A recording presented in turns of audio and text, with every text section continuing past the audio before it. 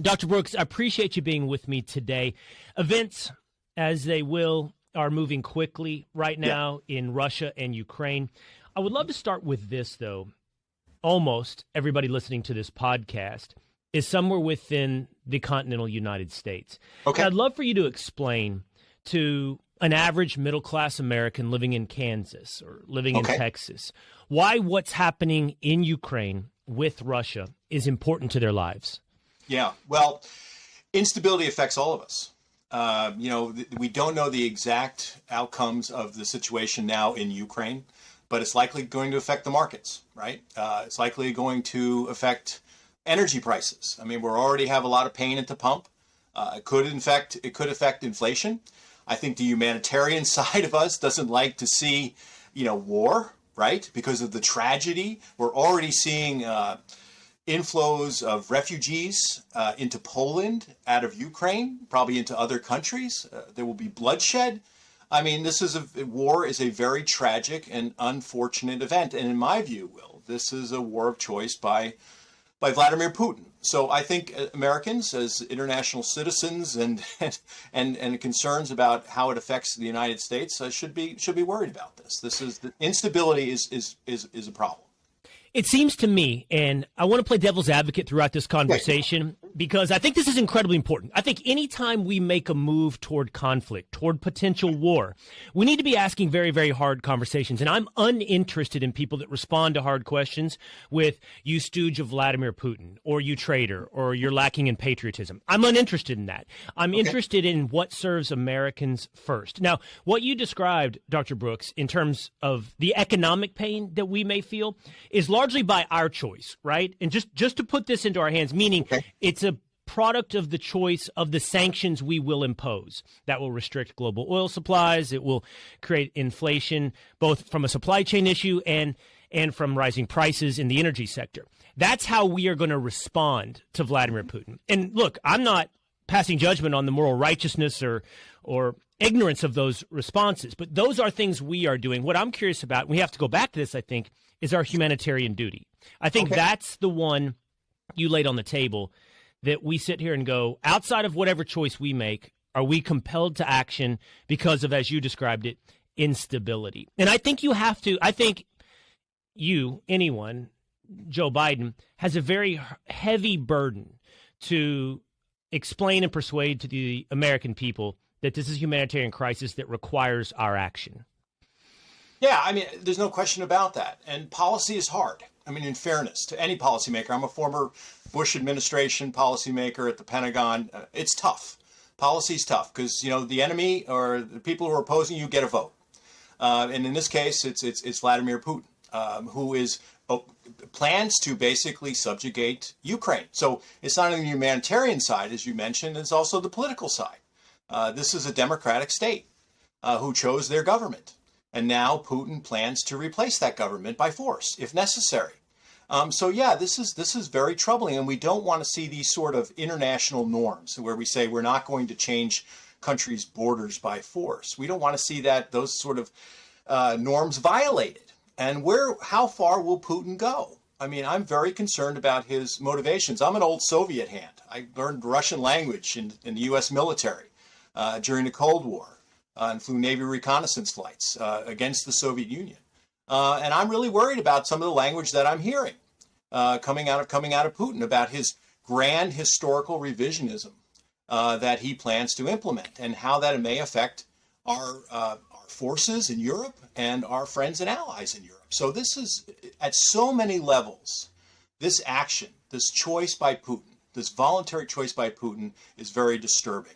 And I think it will reverberate around the globe, and that will include the United States. Okay, then let's pull on that string for a moment. Okay. Look, my entire prism is what reverberates back toward the American interest. That's what compels American action. So let's just instead of following the humanitarian string for one moment, let's just follow the geopolitical string for a moment. As you said, you're an expert in Soviet history. You speak Russian. You know this country from which Vladimir Putin comes. What do you suspect are his goals? What are his aims?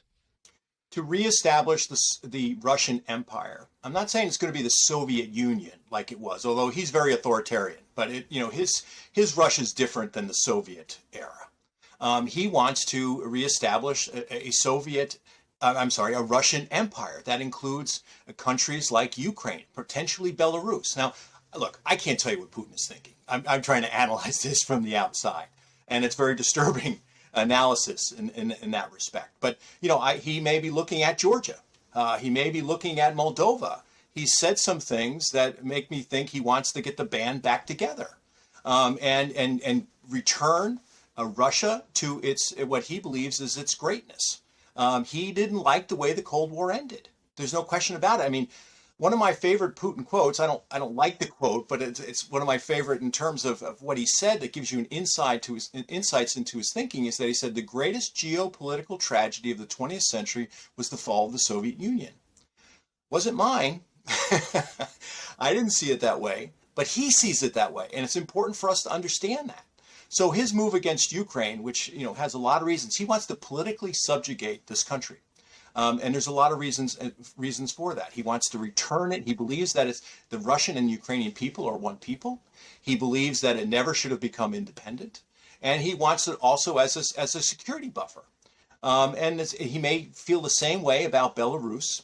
He may, which really is troubling, look that way towards the Baltic states, right, which were part of the Soviet Union, but now part of NATO. He has forces in Moldova, which borders Ukraine, that he's never left. You know what he did in 2008 in Georgia. So there's a lot of reasons to be concerned. I mean, the instability we're seeing in Ukraine, which is just in its early hours, certainly can reverberate across Europe, which would affect American interests. So let's assume for a moment that his ambitions don't stop at Ukraine, that he does want to reestablish those Soviet-era borders, or at least borderlands. Belarus, by the way, I think, and you're the expert here, but I believe Belarus is already a client state of Russia, so it serves their Russian interests in its current existence without being within the hard marker borders of Russia or the former Soviet Union. Do you think Vladimir Putin's ambition is enough that he would then go beyond the Ukraine into what is NATO countries now? That is, you mentioned them, the Baltic states. That would clearly be Lithuania, Estonia, Latvia, and those are protected under NATO. So do you think Vladimir Putin, and of course, if he then attacks a NATO nation, now we are all compelled into military action. Forget sanctions, forget economic pain. We're talking about 5 under NATO, right? We're talking about the loss of American blood. And by the way, you bring up Moldova. If my map is correct in my head, Moldova also borders on Romania, another NATO nation. Do you think his ambitions bleed into? And let me say not just ambitions, because that's an emotional desire. Do you think he would be compelled to action? Would he act on those ambitions in NATO countries like the Baltics or Romania? It's hard to say. I don't think so, but it depends on our response. There's an old Lenin quote. I don't know if you've heard it. When he talked about when using a bayonet, he says, "If you find mush, you keep pushing. If you find steel, you withdraw." And I'm messing up the quote there, but the fact is it's a paraphrase, but you get a sense. And of course, Lenin was behind the military subjugation of Ukraine during the Soviet era. Ukraine had a period of independence. So yeah, we don't know, and that's what we need to be worried about, because we don't want him to cross that line. My sense is, and I'm not telling you I can tell you Vladimir Putin's mind, is that he doesn't want to take on NATO, and that would include the United States. But he feels like he might be able to get away with doing what he's doing in Ukraine, subjugating it politically, perhaps having an amicable union with Belarus. But when you come to the NATO states, that's a whole nother issue. And I think crossing that line would be very, very troubling, because you're basically looking at another major war in Europe. No doubt. And Dr. Brookes, in your mind, what is steel? To accept your analogy, what would be the American response that would not be mush? What would be the American response that represents steel and would stop Vladimir Putin's push? Well, I'm thinking, are you talking about NATO there, or are you talking about Ukraine? I'm talking about now. I'm talking about where we stand today, because where we stand today, he has been met with mush. I think you're right. Were he to violate NATO sanctity, he would be met with steel very, very quickly. But he'll continue to push, I would think, to your point, as long as he's met with mush. So how is he meet with steel short of NATO? That's hard. Quite frankly, that's hard. We don't have the alliance relationship we have with our NATO allies that we don't have with Ukraine that we have with our NATO allies, right? And so, I think you're talking about there's a number of ways to go after Putin. I think diplomacy is probably dead, right? We probably that door is closed. Putin could, one of the things he could do, he could seize land. I mean, I think he'll take that eastern part, what we call the Donbass, which is Donetsk and Luhansk, and maybe some other additional territory down near Mariupol, the port, and create a land bridge between Russia and Crimea, and sue for peace, saying, the Zelensky government has to step down, we need to, he needs to have some sort of say in or future neutrality of Ukraine, or he could take the entirety of the country. Now, once again, he's going to try to minimize his costs and maximize his benefits, right? So if the government falls, if he doesn't receive a lot of military resistance, and we'll see that in the coming days from the Ukrainians, this might not be that painful, for him. So so we're looking at, and I think the strongest steel we have, and I'm not saying it's steel, okay, quote, I'll put air quotes around that, is probably economic sanctions. And additional ones have been levied today. There are we can go further, such as SWIFT, the international banking controls. There's possibilities there. Informationally, you can go to the UN and you decry this and have reputational costs, but there's not much there. The UN won't do much, even though this is really what it was founded to do, was prevent international aggression. Militarily, I think you have to be careful. Putin has made a tremendous number of threats, and in some of the threats he made today, people are wondering about the use of nuclear weapons. In fact, myself and a colleague have a paper out a week or so ago talking about Russia's tactical nukes. And I said, Russia's small nukes are a big problem. And people may want to read that. We wrote it for the Daily Signal. Sorry for the shameless self-promotion, but it is interesting. So, or is he talking about cyber there? But he's making serious threats if somebody intervenes. So I don't know that we can certainly support the Ukrainian forces. But I think that's good, with supplies and weapons. But I think that's going to become increasingly hard as Russians move into Ukraine, because they're going to cut off those routes of entrance, right? We can't fly airplanes over Ukraine. I mean, Russia, I think, is going to shortly, if they don't already, dominate the skies. And so, moving this sort of stuff in could be challenging. It could be problematic. I think we should do it.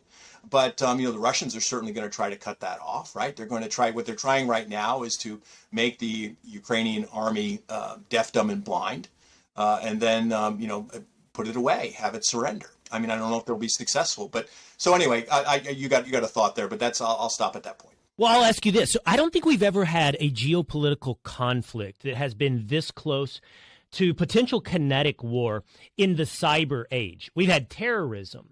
We've had Cold Wars, essentially, with North Korea and with China during the cyber age, but we've never gotten this close to kinetic warfare in the cyber age. And look, again, you're the expert. I'm the guy that's watched some movies. But it seems to me that geopolitical chess on its way to war is a bit of proportional force. It's a bit of tit for tat. So in other words, they move here, we move in proportional force there. No one wants to fully escalate into an all-out war in the age of nukes, to your point. Yeah. I agree with that. How do we factor cyber into this? Because we could be looking at cyber warfare here launched. It may have already launched. How do we look at cyber warfare? Say Vladimir Putin launches cyber attacks on the United States of America. What is that? Is that a predicate for kinetic war, or does that just call for a cyber attack back? How do we put this into our paradigm? That's very difficult, quite frankly. Well, for the moment, let's say this. Let's unpack this. Okay. First of all, as I flip around, watching Fox, and the lights are still on. They seem to be in Ukraine, which is surprising to me, because I'm surprised they haven't shut the place down completely. Now, we did have some cyber attacks, right? On banks and government services, and for the purposes of disinformation and propaganda. But from what I can tell, the lights are still on. I mean, they could shut that place down. So I think what they're doing is they're taking their time and escalating. Now, and I suspect if the Russians feel a lot of resistance from the Ukrainians, that they will move in that direction, okay? Or maybe they see some benefit to not shutting the lights off. But yeah, we could certainly come into that into the center of that cyber bullseye, and the United States can respond. I think. In fact, my sense is that we have tremendous offensive capabilities. The question is our defensive capabilities. Maybe the government can defend itself, but what about private industry? Right. Many years ago, I used to write for the New York Post as a foreign policy columnist, and I remember writing something. I mean, gosh, this goes back. I forgot how many years, probably 10 years, but the Wall Street Journal reported openly, and I've seen it since then, that the Chinese and the Russians had mapped our electrical grids. And I don't know if you know, I'm not an expert on this, but I'm trying to recall, but I think we have like 3 major electrical grids in the entirety of the United States.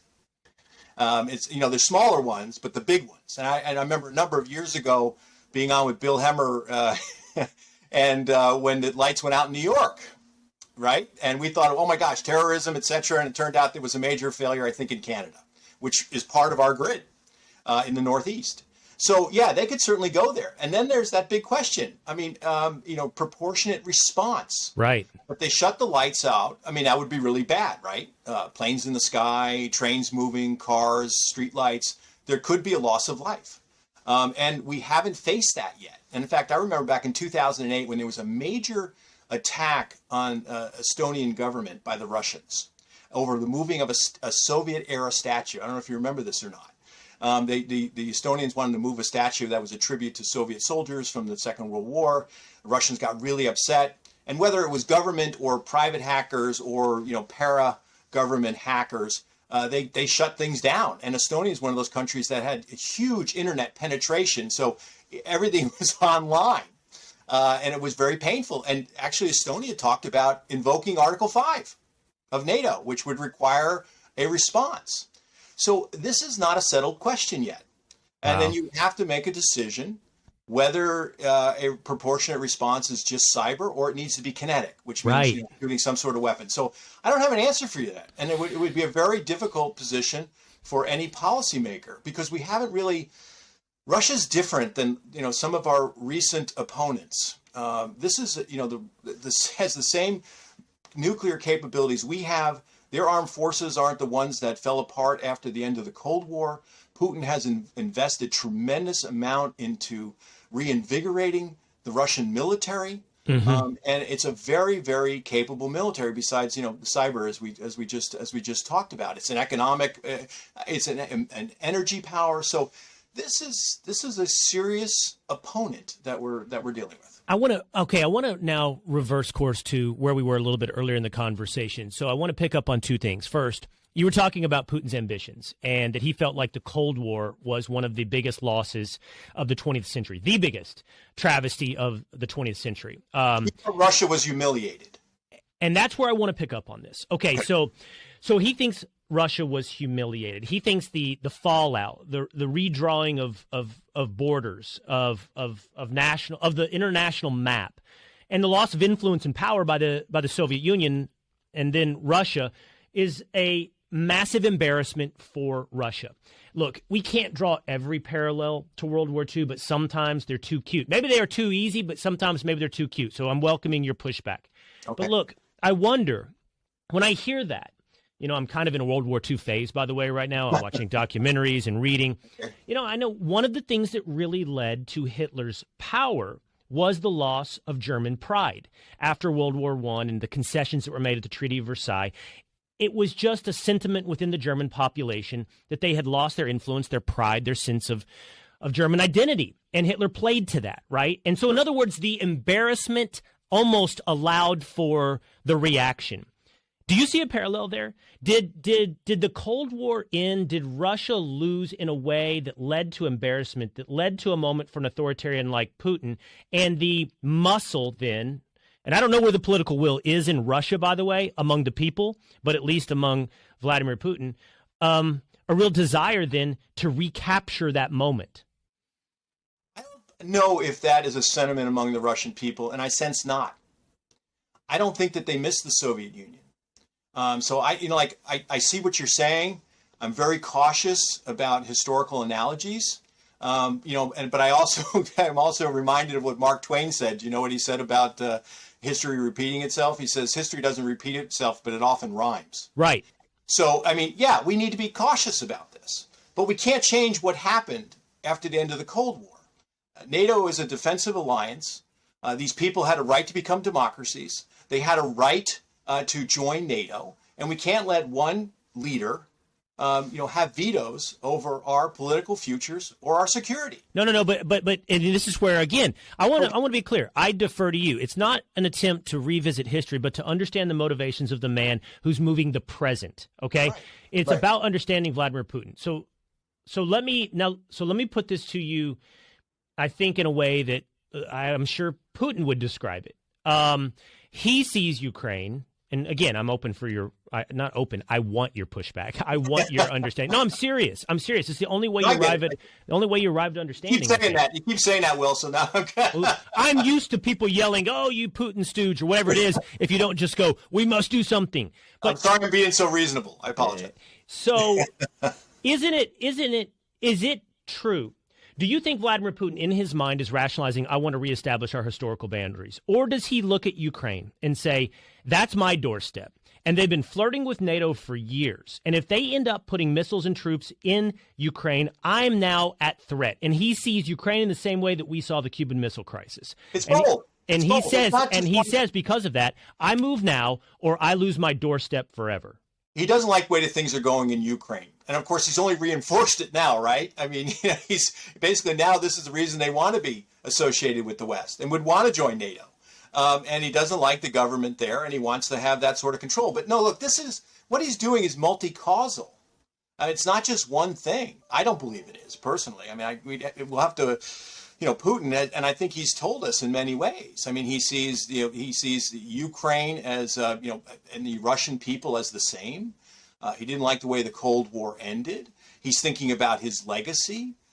He sees a security buffer. Remember, all of Eastern Europe was a security buffer for the Soviet Union, right? If NATO is going to invade the Soviet Union, or anybody is going to invade the Soviet Union, they're going to have to come through Poland and the Baltic states, or other, Ukraine. And right. Of course, Hitler did try to come into Russia through Ukraine. And I think Napoleon, my history may be a little fuzzy here, came in through what is now Belarus. Mm-hmm. So, I mean, they are conscious of this, and they're conscious of their history. I mean, I was really disturbed to hear Putin talk about denazifying Ukraine. But in Russia, World War II on the Eastern Front still holds a lot of sway. Okay, I mean, it's still part of their psyche, especially for the older folks, because of the tremendous battles that went on there. And if you're looking at World War II, I'm sure you've probably looked at some of these. The losses Russia took in terms of loss of life severely outnumber what we lost on the West, and we lost a lot. Absolutely. So look, this is multi-causal, and he sees that, and he sees Ukraine as non-negotiable. I cannot have them as part of NATO now. Whether that's reason, I mean, look, NATO is a defensive alliance. We're not going to invade anybody. He doesn't look at it that way. He sees it as a threat. Mm-hmm. And he says, if I can get, Belarus is probably on my side, right? We can describe it any way, a number of ways. You mentioned client state, things. There's some tension there between these two leaders, certainly. But, Ukraine is something as well. I mean, and of course, the historical ties, remember? Kiev and Rus is the origins of Russia. There's some. So he says, I can't have NATO there. And if they're going to go towards NATO, it's just unacceptable. Now, we don't have to agree with that. And we don't agree with that. We think countries have the right to self-determination. And what Putin is doing is illegal and immoral in so many ways. But I think that's the way he looks at it. And I also think he's also, what is he, 69? I think he's looking at his legacy. He's been in power for 20 years. And I'm not saying he wants to put himself alongside Lenin or Stalin or, but he certainly wants to put himself among the great czars. I think he wants to leave a legacy of building this, rebuilding the Russian Empire and returning Russia to greatness. So a couple of specific questions. There are reports out that the Russian troops took Chernobyl. I don't know what's left of Chernobyl. Do you have any? Why would they be interested in taking Chernobyl? I I'm I'm curious about that as well. I'm sorry. I don't have an answer for you. I mean, I've been to Kiev and I've been to Ukraine. Actually, I've been out to the eastern parts. I was on a State Department public diplomacy speaking tour during the Bush administration while I was here at Heritage, and went out there. I've been out to Luhansk or Lugansk. If you're Russian, you say Lugansk. If you're Ukrainian, you say Luhansk. So I've been out there, and I know there's still some areas of the Chernobyl that you don't want to go. So I don't know if they think that the Ukrainians could do something there if the ground is strategic. I don't really understand that, and I'll be interested to know. So I apologize to you and your listeners because I don't have a clue at this point as to why they would want to do that. But they must have thought about it, and if they're putting assets to it, it must be of some importance to their plans or operations. You're forgiven. I think we're technically in the midst of the fog of war, as we are. Dr. Brookes, why now? Why did Putin choose to move now? I've been thinking about that as well. One of the things I'm going to say, which I think is perhaps the interesting thing, is that, he's gotten very chummy with President Xi of China, right? And the Olympics are over. And, I think that to keep that relationship healthy, I think that Putin decided that perhaps it would be best to do it after the Olympics. Now, that's not maybe the number one reason, of course, but that's one I think is really kind of interesting and fun to contemplate. But the other thing is that diplomacy ended. I mean, he made outrageous demands. I mean, the way that a lot of the Russians negotiate, or the Soviets negotiate with the United States and the West, is they make maximalist demands and expect us to come their way. They're not interested in compromise. I mean, this is a zero-sum game for them. So I think, I think that, he felt that diplomacy was gone. He's also, if you saw some of the tapes recently, like him dressing down as intelligence chief publicly, he seemed to be in a very, increasingly nasty mood. I mean, that's probably not, it's just, more aggressive and more belligerent mood. Perhaps under a lot of pressure. French President Macron talked about him being more isolated. He seems to have had a number of meetings with him and had concerns about his views or about his, perhaps his mental state, I should say. They also don't want to let it go too far because we could be moving into the spring. It's still cold over there. But if you're going to move all of that heavy equipment like tanks, you want the ground to be frozen. As it starts to soften up, it can slow your advance. Let me ask you why now. The weather may have been propitious as well, in that respect. So there's a lot of reasons. Well, let me ask you why now from a little bit bigger time horizon. Okay. I don't think we have to pour everything through an American prism, but when you're judging international stage and geopolitics and you're wondering whether or not NATO is going to respond, you're actually asking yourself whether or not the United States of America will respond. What will be the position of the United States of America? I think Vladimir Putin has to, and I'm sure you can tell me, make that calculation in every big move he makes. Why take Crimea during the Obama administration? Why take Ukraine during the Biden administration? Why not do any of this during the Trump administration? I'm gonna leave that to historians. I don't have an answer for you right now. Why that was, Putin must have made a calculation, right? And decided, or maybe there were other conditions that were, important to him. Perhaps, the increase in energy prices recently has allowed him to line his pockets and fill them deeply. He has the financial resources to withstand the potential sanctions. So it's hard to say. 2008, he did it. He also did it in Georgia in 2008, right? So I don't know exactly what's driving him and the timing. I can only speculate. But once again, I think it's probably multifaceted. Well, let's go back to, and I really like the analogy from Lenin, steel versus mush. Yeah.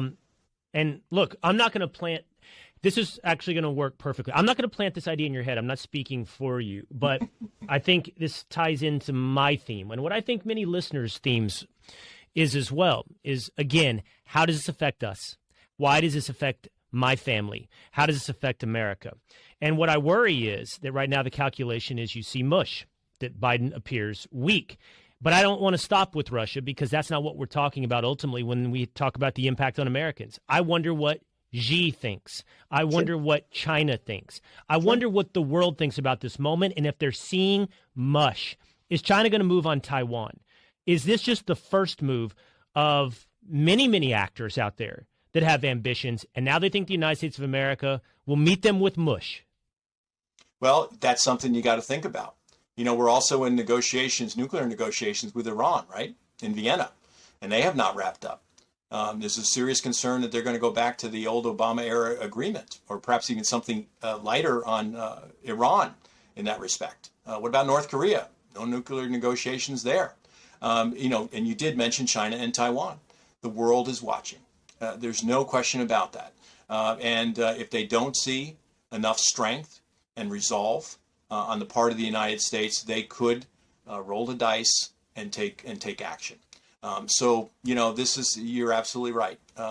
Everybody is watching this, and it probably goes beyond those other three actors. What is the current, in your estimation, what is the current relationship between Russia and China?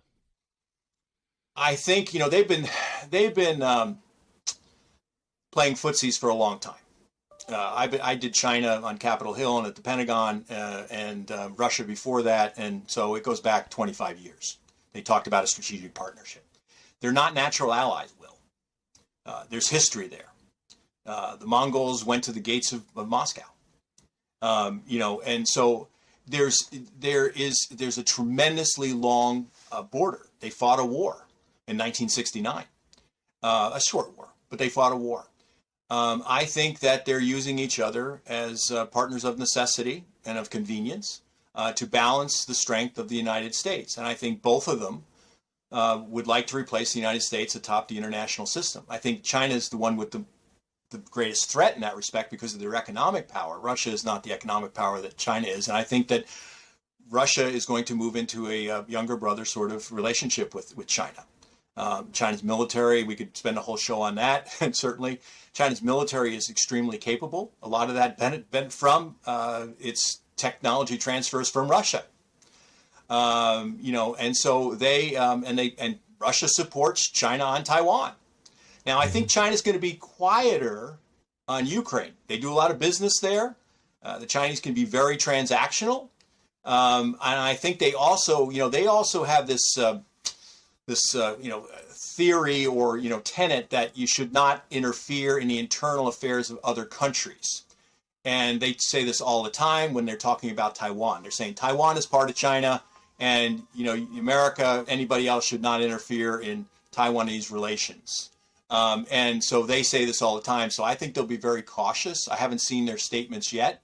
And they're also worried about instability and how that affects markets. China imports, I don't have this off the top of my head, say, 60-70% of their energy, right? So they're very concerned about international markets, and they won't be able to keep those factories going without those energy imports. So they're a global player. I mean, they're not just playing in East Asia. They're playing globally. So they're very concerned anytime there's instability. Capital flows, capital flight. Ukraine exports a lot of grain. I don't know. Maybe that's one of the things that they take from Ukraine. I don't know exactly, but I know they do have a economic relationship with Ukraine. So that right now is in jeopardy. So let's end this conversation, which I appreciate, with what I don't know will amount to a question, but I'm just going to give you kind of where my mind is and some You're going to rant, thoughts. So then I'll see if I can find a question in it. Is that what it's? I want you to contextualize or push back or tell me where I am right or wrong on this. And I got to be honest with you.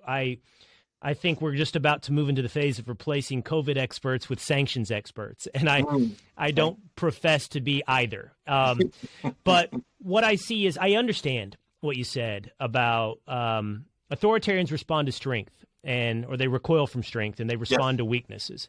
And I worry greatly about, probably more so, what China will do from this lesson, from this moment, and how that will directly impact us as Americans and, American moms and dads and potential sons out there, or even daughters, right? And daughters and household bills will be affected by all of this. And I worry, how can we be strong to avoid that ripple that you described earlier coming back on our, metaphorical shores?